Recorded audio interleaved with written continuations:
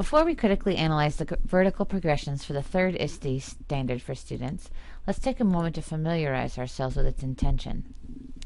This research standard follows a very clear progression through the 4 performance indicators. ISTE standards suggest using an inquiry and project-based approach to integrating technology. Students should start their research using technology to plan and guide their inquiry. Not only do students use their technology to document their questioning brainstorm, but older students should go the next step to independently outline the steps they need to take to guide their investigation in a logical sequence. The second performance indicator speaks to using advanced search strategies and smart queries. The younger grades should be using pre-selected digital sources, while the upper elementary grades should be able to find sources using many different search engines and be able to synthesize information from multiple sources. The performance indicator also expects students to document their sources appropriately starting in 3rd grade.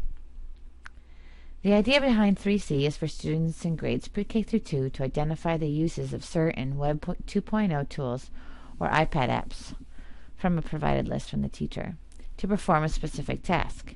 Once students get to grade 3, they should be able to compare and contrast the effectiveness of 2 or more similar programs or apps to complete a specific task. When looking at multiple sources, these older students should be able to evaluate for potential bias and have knowledge of how to analyze URLs for reliability of information. The final piece of this standard is for students to use the information to synthesize their findings and display their learning.